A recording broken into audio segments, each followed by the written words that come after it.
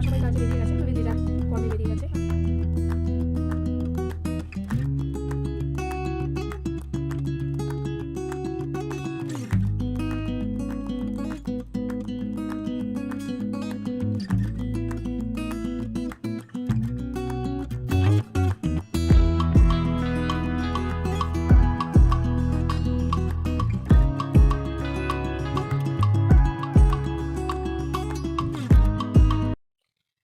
Good morning আমার প্রিয় বন্ধুরা, আশা করি আপনারা প্রত্যেককে ভীষণ ভালো আছেন আর আমিও ভালো রয়েছি। আজ হলো শনিবার আর এখন সকাল ওই 10টা মতো বাজে, 10টা পুরো বাজেনি, 10টা বাজতে 10-20 মিনিট মতো বাকি আছে। আর আজকে হচ্ছে 7ই ফেব্রুয়ারি, আজকে একটা বিশেষ দিন। আর আজ আমি সকালবেলা উঠেছি ওই 7টার একটু আগে আগে, তো উঠে ফ্রেশ হওয়া, বাসি কাজকর্ম হয়ে গেছে, মানে ঘর ঝাড় দেওয়া, বিছানা গোছানো, সকালবেলা চা খেয়েছি, সোনাকে রুটি করে দিয়েছি, সোনা খেয়ে টিউশনে গেছে দাদুর কাছে। হাজব্যান্ডের জন্য একটু আলু ভেজে দিয়েছি, গতকালের একটু ভাত ছিল তো ওটা গরম করে দিলাম, আলু ভাজা, কাঁচা লঙ্কা এসব দিয়ে ও খেয়ে কাজে বেরিয়ে গেছে। তো একবার আসবে, কিছু জিনিসপত্র আছে ওগুলো নেওয়ার জন্য।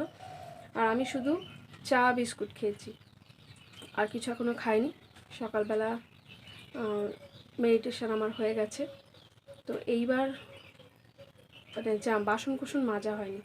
ওরা সবাই কাজে বেরিয়ে গেছে, মানে যে যার কর্মে বেরিয়ে গেছে, আর আমি এখন ফাঁকা বাড়িতে আমার কর্মগুলো সারবো।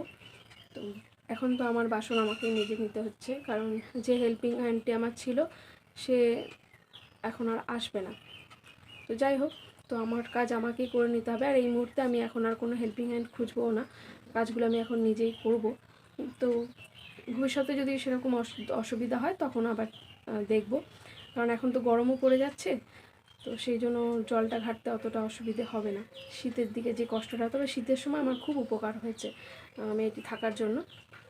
তো যাই হোক, বাসন কোসন সমস্ত বার করে নিয়েছি, তো চলুন ওগুলো মেজে নিই, আর তারপরে সারাদিনের সমস্তটাই আপনাদের সঙ্গে শেয়ার করব। আশা করি আপনাদের ভালো লাগবে। চলুন কাজ সারতে সারতে আজকের দিন উপলক্ষে আমার কিছু মনের কথা আপনাদের সঙ্গে শেয়ার করে নিই।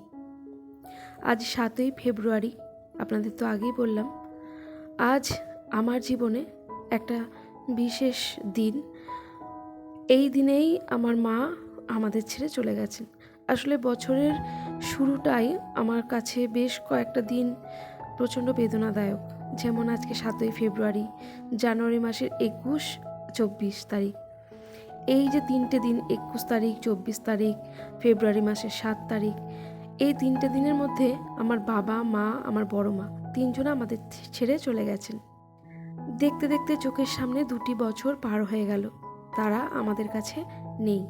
কিন্তু এমন একটা দিনও যায় না যে আমার মায়ের কথা আমার মনে পড়ে না।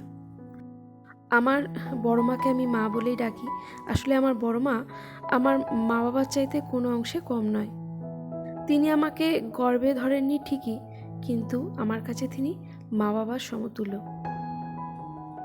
আমার বড় মা এমন একজন মানুষ ছিলেন যিনি সহজেই সকলকে অনায়াসে আপন করে নিতে পারতেন, আর ভীষণ ক্ষমাশীল ছিলেন জানেন।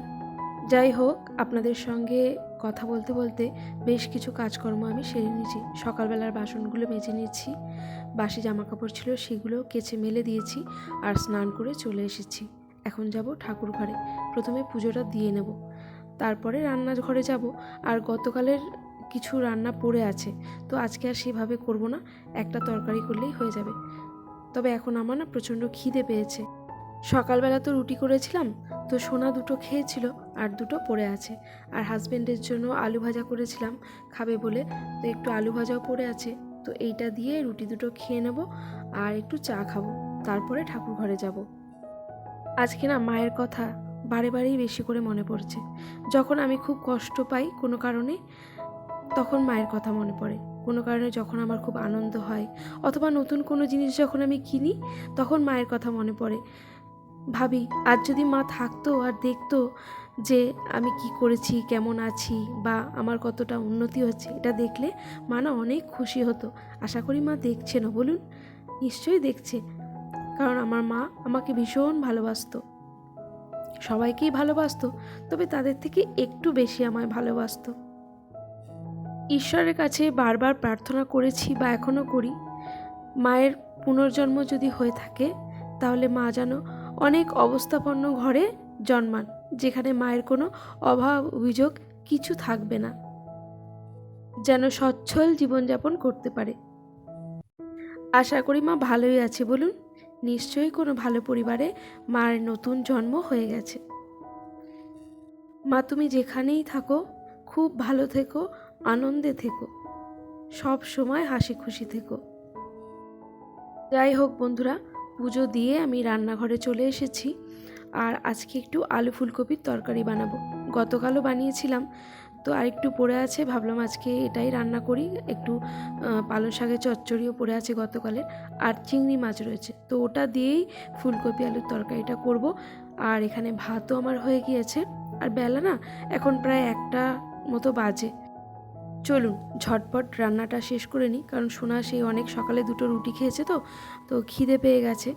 তো রান্নাটা শেষ হলে ওকে আগে খেতে দিয়ে নেব, আর তারপর হাজব্যান্ড এলে আমি খাবো, কারণ আমি জল খাবারটা একটু দেরি করে খেয়েছিলাম, তো সেই কারণে আমার এখন খিদে পায়নি।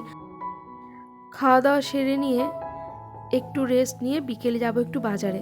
আগামীকাল একটা পিকনিক হওয়ার কথা আছে আমাদের এই পাড়াতেই, তো সেই কারণে একটু পিকনিকের জন্য বাজার করতে হবে। আসলে প্রত্যেক বছরই আমরা পাড়ার কয়েকটা বউ মিলে এই পিকনিকটা করি, তো সেখানে আমার হাজব্যান্ড থাকে, আমার ছেলে থাকে, মানে আমরা 2-1টা ফ্যামিলি মিলে পিকনিকটা করি, তো সেটা হওয়ার কথা আছে। আর তাছাড়া সারাদিনে তো মায়ের জন্য কিছু করলাম না, তো বিকেলে একটু ফুল মালা মিষ্টি নিয়ে আসবো। আর মায়ের যে ফটোটা আছে সেটা সবসময় আমি সামনে রাখি না, কারণ ফটোটা যতবার আমার চোখের সামনে পড়বে ততবার মনে পড়বে যে মা আমাদের কাছে আর নেই। তাই ফটোতে মাকে আমি দেখতে চাই না, মাকে আমি আমার মনে, আমার হৃদয়ে রেখে দিয়েছি, যেখানে মা সব সময় আমার কাছে আছে। যাই হোক, চলুন, হাজব্যান্ড চলে এসেছে, সোনাকে অনেকক্ষণ আগেই খেতে দিয়ে দিয়েছি, ও একটু শুয়ে পড়েছে। এখন আমি আর হাজব্যান্ড খেয়ে নেব। আর মেনুতে ছিল পালং শাকের চচ্চড়ি, ফুলকপি আলুর তরকারি আর চাটনি। Good evening. এখন বাজে 6:30 মতো, তো আমি আর সোনা একটু যাচ্ছি বাজারে রেডি হয়ে, একটু কিছু মুদিখানার জিনিস আনতে হবে, তো একটু দরকারও আছে। চলুন যাই বাজারে।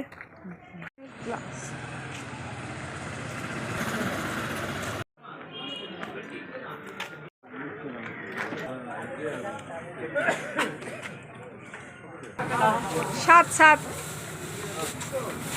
ওই 50টা একটু কম হবে না? 30 হবে না?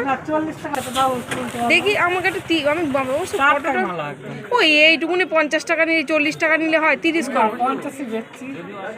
35 হবে 35।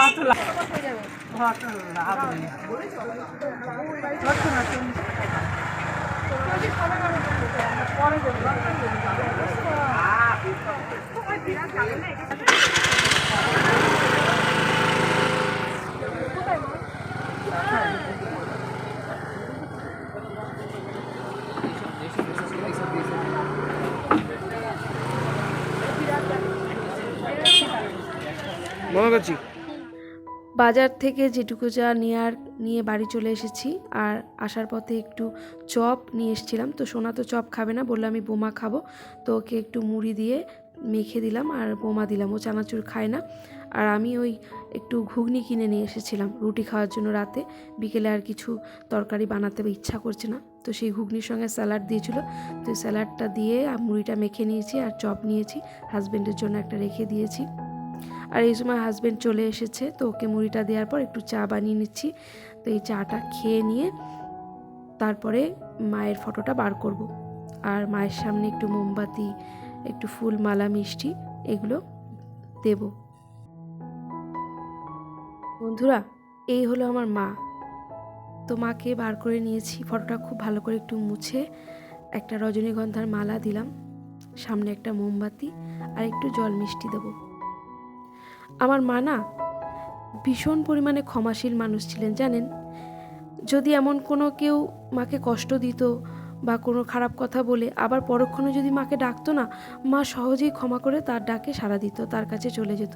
আমরা যদি বলতাম মা তুমি এত কথা বললো তাও তুমি যাচ্ছ, তোমাকে এত কষ্ট দিল, বলতো মা ওর আমাকে এখন প্রয়োজন, এখন আমি না গেলে হয়। তো এই রকম ক্ষমাশীল আরও অনেক আছে, যেগুলো বললে হয়তো মানে কথায় শেষ হবে না। তো যাই হোক, মায়ের কথা যত বলবো ততই কম হবে। যাই হোক, সব শেষে আবারও একটা কথাই বলবো, মা তুমি যেখানে থাকো ভালো থেকো, সুস্থ থেকো, আনন্দে থেকো। আর এর সঙ্গে আপনাদের কাছ থেকেও বিদায় নিয়ে নেব। আপনারাও সকলে ভালো থাকবেন, সুস্থ থাকবেন, সাবধানে থাকবেন। আজ আসি, আবারও দেখা হবে।